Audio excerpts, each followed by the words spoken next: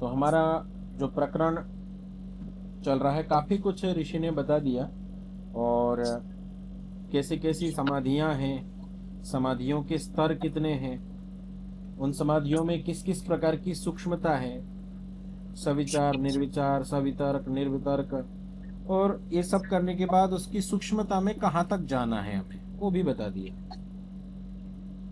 और वो करने के बाद भी वो समाधियां जो हैं उनमें सबीजता संस्कार रहते हैं, ये भी बता दिया।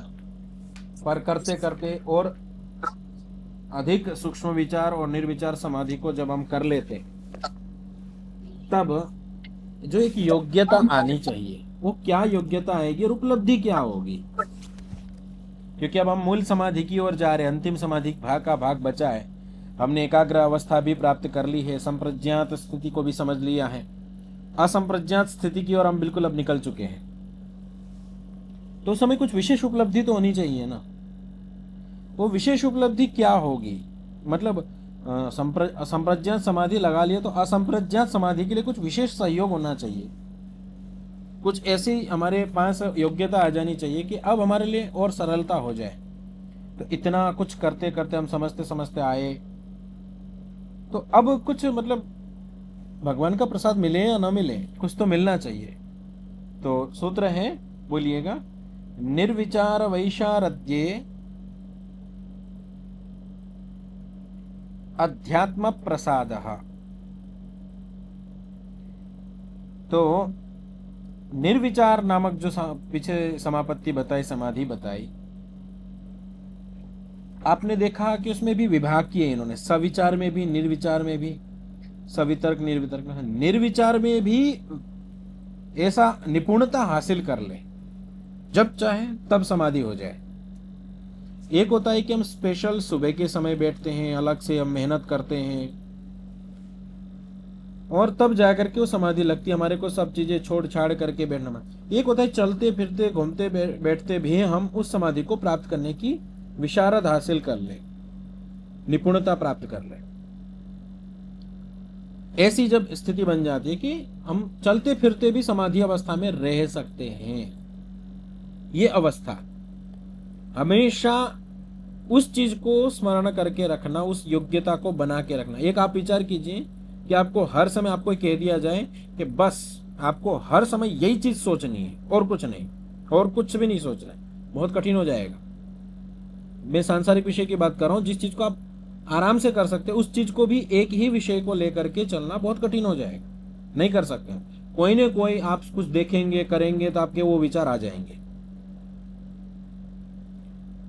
आप कुछ न कुछ अनुभव करेंगे, कुछ न कुछ सोचेंगे, कुछ न कुछ इंद्रियों से देखेंगे, तो उसका मतलब अलग अलग प्रकार मन का चालू हो ही जाएगा। पर उसको रोकते रोकते एक एकाग्रता अवस्था पे ऐसे भी बना ले कि आप किसी एक विषय पे स्थिर हो सकते हैं। जब भी कोई कार्य करे तो बस एक ही विषय में आप सोच रहे। इन सबको भी छोड़ करके परे का विषय जो अध्यात्म वाला है, निर्विचार मतलब सूक्ष्मत्व में हम प्रकृति लय अवस्था हमेशा बना के रख सके। अब उससे भी नीचे जाते हैं तो हम विशारद इतना प्राप्त कर लेते हैं कि हम आत्मा का भी साक्षात्कार करने की अवस्था में रह सकते हमेशा। ये जब विशारद प्राप्त हो जाता है तब क्या होता है, बोले तब अध्यात्म प्रसाद, तब एक फल मिलता है, अध्यात्म प्रसाद मिलता है। क्या है वो, तो देखिए ऋषि खोलेंगे, अशुद्धि आवरणम मलापेतस्य प्रकाशात्मनो बुद्धिसत्वस्य रजस्तमोभ्याम अनभिभूतः स्वच्छः स्थिति प्रवाहो वैशारद्यम। विशारदता क्या है, निपुणता क्या है, निपुणता कैसी है, उसको पहले बता रहे। अशुद्धि आवरण मलापेतस्य, ये जो वितर्क, जो हमारी अलग अलग प्रकार की वृत्तियां थी जो प्रारंभ में रोकने के लिए कहा था, इसको मल बोला है। ये जितना भी मल है जो कि अशुद्ध है, इसी आवरण से हम ढके हुए हैं। हमारे को जो सारा का सारा रुका हुआ भाग है हमारा, इसी के कारण, वृत्तियों के कारण रुका हुआ, बोले ये हट जाए। और बुद्धि सत्वस्य प्रकाशात्मनः रजस्तमोभ्याम अनभिभूता, रज और तम के द्वारा जो हम बार बार दबाए जाते, कभी रजोगुण भर जाता है और कभी तमोगुण भर जाता है, सात्विक अवस्था नहीं रहती है। तो सात्विक अवस्था की स्थिति हमेशा बनी रहे, हमेशा, कभी कभी नहीं, हमेशा बनी रहे। रज और तम की स्थिति पूरी दब जाए, और ये आने पर भी हम दबे नहीं। स्वच्छ स्थिति प्रवाहो वैशारद्यम, ऐसी जो स्थिति है, और उस स्थिति में भी प्रवाह होना चाहिए, सतत निरंतरता होनी चाहिए। तो इसको कहा कि विशारदता है आपकी, ये निर्विचार समाधि की विशारदता है। अर्थात निर्विचार समाधि में सतत रहना है, सात्विक स्थिति में, अत्यंत सात्विक स्थिति में रहना है, और सारी वृत्तियों को रोक देना है। अब सारी स्थितियों को रोक तो कभी भी रख सकते, कभी कभी रोक सकते हम ध्यान अवस्था में बैठे तो, लेकिन नहीं, स्थिति प्रवाह, निरंतरता रहनी चाहिए, उसी को विशारद के अंतर्गत लिया। जब ऐसा होता है, यदा निर्विचारस्य समाधिर्वैशारद्यम इदम जायते, जब ऐसी स्थिति इनको मिल जाती है, ये प्राप्त हो जाती है, तदा तब योगिनो भवति अध्यात्म प्रसादः, तब योगी को एक अध्यात्म प्रसाद मिलता है। प्रसाद मतलब जो मंदिर में मिलता है उसी तरीके का ही ले लीजिए, पर प्रसाद मतलब यहाँ एक अध्यात्म प्रसन्नता मिल जाती है। आध्यात्मिक प्रसन्नता जो होती है वो कैसी होती है, उसका स्वाद मिल जाता है पूरा। कैसा? भूतार्थ विषय क्रमानुरोधी स्फुट प्रज्ञालोकः, ये जो भूतार्थ विषय है, बड़ा विशेष आपको प्रसाद मिल रहा है। आपको समझिएगा, ये स्थिति में आने के बाद कौन सा प्रसाद मिल रहा है। अभी जिस प्रकार से हम इंद्रियों से ज्ञान करते हैं, तो ये क्रम से होता है। हम बोल रहे हैं, आप देख भी रहे हैं, आप सुन भी रहे हैं, तो ये सब कुछ क्रम से हो रहा है। ठीक है, ये सब इंद्रियों से तो उसने अपने आप को रोक लिया है, उसके बाद भी सीधा सीधा क्रम के अनुरोध को छोड़ देता है। जिस वस्तु को जानता है एक बारी में सब कुछ ज्ञान हो जाएगा, उसके लिए क्रम की आवश्यकता नहीं रहेगी। जिस वस्तु को वो देखेगा, क्योंकि आपको याद होगा कि निर्विचार में और निर्विकल्प में क्या साक्षात्कार करवाया था, तो जिस वस्तु को देखेगा बस वो वही बन जाएगा, उस तरीके का प्रकल्प पूरा उसके अंदर आ जाएगा। क्रम का यहां पर आवश्यकता नहीं रहेगी, क्रम अनुरोध ही नहीं रहेगा, एक साथ सारा ज्ञान हो जाएगा। जैसे अभी आप सुनते हैं, फिर समझते हैं, फिर देखते हैं, एक क्रम की आवश्यकता है आपको, उसको एक क्रम की कोई आवश्यकता नहीं रहेगी। एक चीज कोई भी हुआ, सब उसी से सारा डेटा ले लेगा। ये एक उसका होता है क्रम अनुरोध, क्रम का अनुरोध नहीं रहता है। जितने भी भूत आदि के विषय है, इन सब को एक साथ जानने का विशेष सामर्थ्य आता है। और ये जो प्रकाशित लोक है, ये पूरा बुद्धिगम्य हो जाता है। प्रज्ञा लोक जो है, ये बुद्धिगम्य हो जाता है, बुद्धि आराम से उसको ग्रहण करने का सामर्थ्य बना लेती है। तथा च उक्तम, और ऐसी स्थिति आने पर वो कैसा दिखता है, अपने आप को कैसा दिखता है, तो एक प्रशंसा के रूप में, लोग इसको निंदा के रूप में भी ले सकते हैं कि ईश्वर कहता है कि मेरा ध्यान करो। ईश्वर कैसे कह सकता है कि मेरा ध्यान करो? कोई कहे कि मेरा सम्मान करो, तो हमें लोक में कैसा लगेगा? निंदक है ये, इस रूप में व्यक्ति माना जाएगा। मैं कहूं कि आप सब मेरी प्रशंसा करो, तो आपको क्या लगेगा कि व्यक्ति घमंडी है, अभिमानी है, अपनी प्रशंसा करवाना चाहिए लगे। ऐसे हम ईश्वर के प्रति तो नहीं सोचते। ऐसा क्यों नहीं सोचते ईश्वर के प्रति? क्योंकि एक उच्च अवस्था होती है, उस उच्च अवस्था में जाने के बाद योगी की भी वैसी अवस्था बनती है, तो क्या सोचता है? उसकी ऊंची स्थिति आ गई है, वो साक्षात सारे ज्ञान कर पा रहा है, तब वो कैसा देख रहा है अपने आप को, तो वो बता रहे हैं प्रज्ञा प्रसादम आरुह्य, बुद्धि के उस स्तर के महल के ऊपर चढ़ करके, या पहाड़ के ऊपर चढ़ लीजिए, अशोच्य शोचतो जनान, ऊपर बैठा बैठा देखता है, नीचे बैठे हुए लोगों को देखता है, ये कुछ सोच ही नहीं पा रहे, कुछ विचार ही नहीं कर पा रहे। भूमिष्ठानि व शैलेस्ता सर्वान प्राज्ञो अनुपश्यति, सभी भूमि पर है और खुद पहाड़ पर है, ऐसा अनुभव होने लगता है उसको कि ये लोग नीचे बस मृत्यु लोक में घूम रहे हैं। ये लोग सब सांसारिक, जितना भी संसार है सब मृत्यु लोक है। जो विचार चिंतन करना चाहिए वो कर ही नहीं पाते, उनकी योग्यता ही नहीं है। एकदम अधम योनि में पड़े हुए हैं, और मैं हूं, ऊपर आ चुका हूं, और मेरे को उस स्थिति में नहीं जाना है, ये इसको बोध हो जाता है। और ऊपर बैठा बैठा इस चीज को समझता रहता है। संसार उसके सारे सामने, सारा संसार सामने चल रहा है, लेकिन उससे प्रभावित नहीं होता। वो ये देखता है कि संसार को इस साइड आना चाहिए, नहीं आ पा रहा है। उतनी ऊंची अवस्था में वो चला जाता है, और वहां बैठ करके उसके मन में ये विचार आते हैं। और जब ये अवस्था प्राप्त हो जाती है, तब बुद्धि की एक विशेष स्थिति बनती है। वो क्या बुद्धि बनती है? सूत्र बोलिए, ऋतम भरा तत्र प्रज्ञा। बहुत प्रसिद्ध सूत्र है, ऋतम भरा तत्र प्रज्ञा। जब उस स्थिति में चला जाता है, उस योग की स्थिति में चला जाता है, तो जो बुद्धि होती है वो बुद्धि नहीं रहती, उसका नाम ऋतम भरा हो जाता है। अब ये क्या है ऋतम भरा, उसको भाष्यकार को लेंगे। तस्मिन् समाहित चित्तस्य या प्रज्ञा जायते, उस स्थिति के अंदर समाहित हो चुका है, योग की स्थिति में निर्वितर्क निर्विचार जो समाधि है उसमें विशारदता हासिल कर ली है, और उस विशारदता को प्राप्त करने के बाद, उस अध्यात्म प्रसाद को प्राप्त करने के बाद उसमें समाहित हो चुका है, उसमें बस अंतर्भावित हो गया है, उसी में रहता है सतत, तब उसको या प्रज्ञा जायते। अब इसको एक विशेष प्रज्ञा मिलती, प्रज्ञा मतलब बुद्धि। तस्या ऋतम भरा संज्ञा इति, ऋतम भरा नामक उसका नाम हो जाता है, उस बुद्धि का नाम ऋतम भरा हो जाता है। ऋतम बिभर्तीति ऋतम भरा, जो सत्य का भरण पोषण करती है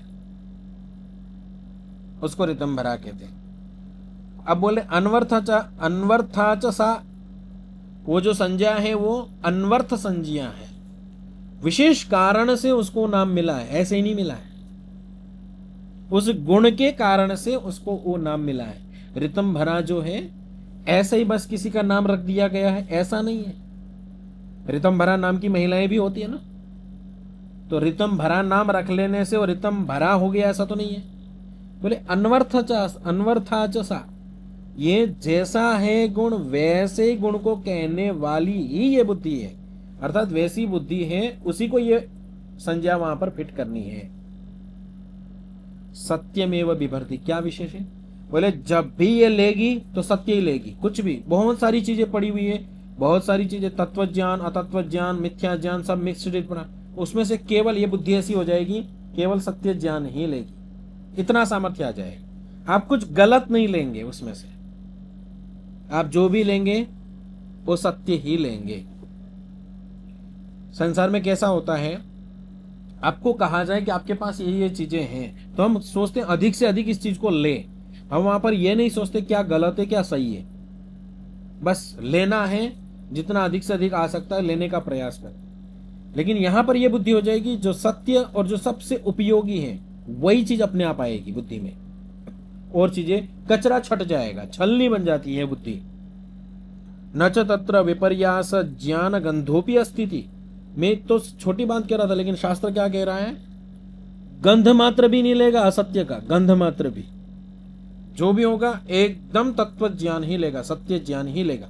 बुद्धि की प्रखरता आ जाती है, बुद्धि की तीक्ष्णता सूक्ष्मता आ जाती है कि बुद्धि वही चीज लेगी जो सत्य है, जो अत्यंत उपयोगी है, जो योगी के लिए आवश्यक है, वही चीज लेगी, और कुछ उसके मतलब का ही नहीं रहेगा। इतनी अच्छी छलनी बन जाते हैं बुद्धि, मतलब जो भी बुद्धि में आ रहा है छन करके ऐसा आएगा कि जो सत्य ही होगा, अर्थात उसको सत्य असत्य पहचानने करने की आवश्यकता ही नहीं है। बुद्धि इतनी पारदर्शी हो चुकी है कि जो भी चीज को वो प्राप्त करेगा उसको ये यथावत सत्य ही प्राप्त होगा। और इस विषय में कहा भी गया है, क्या कहा गया है, आगमेन अनुमानेन ध्यानाभ्यास रसेन च त्रिधा प्रकल्पयन् प्रज्ञां लभते योगमुत्तमम्। बोले ये जो बुद्धि है इस तरीके की रितम भरा बुद्धि है, इसको प्राप्त करने के लिए करना क्या है? तो बोले 3 प्रकार से मिलेगी ये बुद्धि। और इस बुद्धि के मिलने से क्या होगा वो भी बताएंगे। तो बोले 3 प्रकार से बुद्धि आती। बोले एक तो आगम से। आगम मतलब हो गया शब्द शास्त्र। शब्द शास्त्र मतलब शास्त्र, जो ऋषियों के द्वारा कहे गए शास्त्र हैं उनके द्वारा, आगम शास्त्रों के द्वारा या शब्द प्रमाण के द्वारा। अब शब्द प्रमाण के अंतर्गत तो अन्य भी बहुत सारी चीजें हैं, तो शब्द प्रमाण के अंतर्गत यहां पर क्या हम लेंगे? शास्त्र, जो इन विषयों से संबंधित विषय उपदेश किए गए हैं, जहां पर दर्शन शास्त्र, उपनिषद शास्त्र, व्याकरण आदि शास्त्र जो इनको समझने आदि में उपयोगी है, वेद आदि महाग्रंथ, ब्राह्मण आदि ग्रंथ, ये सारे ग्रंथ इसमें उपयोगी होंगे अनुमानेन। और बहुत स्थानों पर आपको अनुमान भी करना पड़ेगा। और ये सब करते हुए क्या एक विशेष चीज? ध्यानाभ्यास, ध्यान का अभ्यास करना। ध्यान मतलब पीछे हम समझ के आए थे एक संक्षेप में, आगे ध्यान वगैरह सब बताने ही वाले हैं, द्वितीय पाद में साधन है ये सारे। तो ध्यान मतलब एक एकाग्रता को बना करके रखना। और उस एकाग्रता की सीमा कहां तक बताई? सूक्ष्म विषयम परमाणु अंत तक, परमाणु के अंत तक की एकाग्रता बना करके लाना। और इस अभ्यास में अभ्यास मात्र नहीं, अभ्यास में रस भी आना चाहिए। अभ्यास रसेन। इस अभ्यास के द्वारा, ध्यानाभ्यास के द्वारा रस प्राप्त करना है। वो के पीछे का आप सूत्र जोड़ सकते हैं, श्रद्धा पूर्वक करने से। अभ्यास मात्र केवल नहीं, सत्कारा सेवितो दृढ़ भूमि ही बोला था, वहां सत्कार भी होना चाहिए। आपको कहा गया कि आप झाड़ू लगा दो कमरे में, झाड़ू लगा रहे, आपने लगा दी।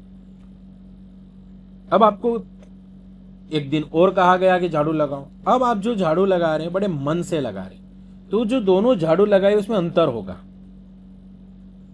क्या अंतर होगा? मन की प्रसन्नता के साथ में जो झाड़ू लगाया गया होगा, अर्थात जो भी क्रिया मन की प्रसन्नता के साथ की गई होगी, वो बहुत ध्यान से और बहुत सूक्ष्मता से की जाती है। तो जो भी कर्म हम श्रद्धा पूर्वक सत्कार पूर्वक करेंगे, उस कर्म की तीक्ष्णता अधिक होती है, पारदर्शिता अधिक होती। तो श्रद्धा भी आवश्यक है। पर शुरू में क्या जोड़ दिया? आगम और अनुमान पूर्वक करनी है वो श्रद्धा, अंधश्रद्धा में नहीं जाना। श्रद्धा ये त्रिधा, इस त्रिधा, इन 3 प्रकार से प्रकल्पयन प्रज्ञा, इस प्रज्ञा को प्रकल्पित करते हुए, बनाते हुए, समर्थवान बनाते हुए क्या मिलेगा? लभते योगम उत्तमम, उत्तम योग की सिद्धि होती है। इसी प्रज्ञा के द्वारा अब आप अगले रास्ते पर चले जाएंगे। यही बुद्धि आपको इतनी तीक्ष्णता की ओर ले जाएगी, इतनी अध्यात्म की गहराई की ओर ले जाएगी, क्योंकि अभी तक जो विषय आपने समझे वो विषय बुद्धिगम्य थे, लेकिन बहुत समझना पड़ रहा है, बहुत सोचना पड़ रहा है, फिर भी कुछ विषय आ रहे हैं, कुछ विषय नहीं आ रहे समझ में। ये जो स्थिति है, ये ध्यान आदि अभ्यास के द्वारा एकाग्रता प्राप्त कर लेने पर, और उसमें भी फिर निर्विचार की, सविचार तो अलग बात हो गई, निर्विचार में भी विशारदता की स्थिति योग्यता बन जाती है। तब एक कुछ प्रसाद मिलता है, और उस प्रसाद को प्राप्त करने से जो बुद्धि हमें मिली है, और वो बुद्धि क्या कर रही है? जो चाहिए, जो आवश्यक है, वही चीज ले रही है। इतना इस बुद्धि की प्रखरता होने पर आपके सामने बड़े बड़े प्रलोभन आ रहे हैं, आपके सामने बड़े बड़े ऐसे ऐसे ऐश्वर्य मिल रहे हैं आपको, उसके बावजूद भी आप उसे डगमगाते नहीं हैं और आगे बढ़ते हैं। तब जाकर के योगम उत्तमम, इस प्रज्ञा के द्वारा उत्तम योग की, श्रेष्ठतम योग की सिद्धि होती है। अब आगे 2-4 सूत्र बचे हैं, उसमें कुछ और सूक्ष्मता से बात बोलेंगे और अंतिम में बोलेंगे कि अब ये इस प्रकार की विशेष समाधि है, ये समाधि पाद चल रहा है। इसलिए आप शुरू से देखते हुए आ रहे हैं कि इसमें सारी समाधि की ही बातें कही है कि समाधि की सूक्ष्मता, समाधि की अधिकतम कितनी योग्यता हो सकती है, समाधि में क्या होता है, समाधि कहाँ से आरंभ होती है, ये सारे इन्होंने चीजें बताई। इनमें जो बीच बीच में हमें कुछ चीजें मिल रही है, जैसे अध्यात्म प्रसाद मिला, बुद्धि प्रखरता में, इनका हम अलग स्थानों पर भी उपयोग कर सकते हैं, ऐसा नहीं, लेकिन वो आपकी स्वतंत्रता पर और आपके ज्ञान पर निर्भर करेगा कि आप कितने इस पर स्थिर रहते हैं। इसी बुद्धि की प्रखरता को आप गलत कार्यों में भी प्रयोग कर सकते हैं, क्योंकि हम कर्म आदि करने में तो बंधित है ही नहीं, हम स्वतंत्र हैं।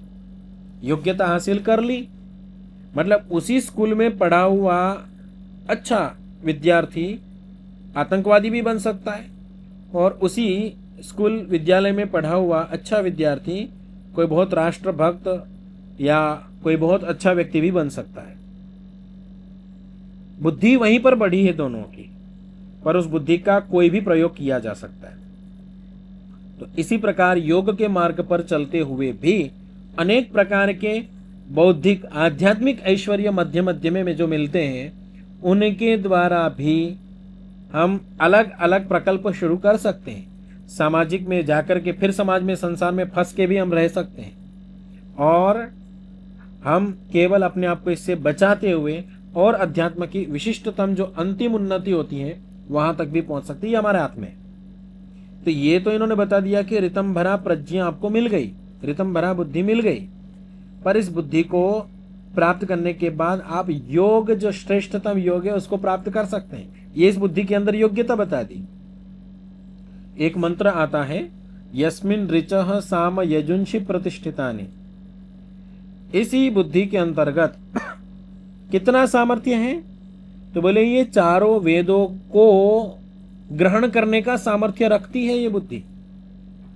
चारों वेदों में एक दृष्टि से देखा जाए, सामान्य दृष्टि से, तो कोई कम ज्ञान नहीं है, ज्ञान की अपरंपारता है, कोई इसका और छोर नहीं है, लेकिन ऐसे वेदों को भी ये बुद्धि के अंदर रखने, ये बुद्धि इतना सामर्थ्य रखती कि ये चारों वेद इसके अंदर आ सकते हैं। तो इस बुद्धि की जो प्रखरता है, इसकी जो सीमा है, इसका आंकलन नहीं किया जा सकता कि ईश्वर ने इसकी संरचना कितनी विशेष की। आज आप संसार में निर्माण विनिर्माण देख रहे हैं, तो ये बुद्धि तो है सारी, इस बुद्धि ने क्या क्या करवाया, तो ये बुद्धि और क्या क्या करवा सकती। तो अध्यात्म पक्ष में भी ये बुद्धि कहां तक ले जा सकती, तो श्रेष्ठतम योग तक ले जा सकती है।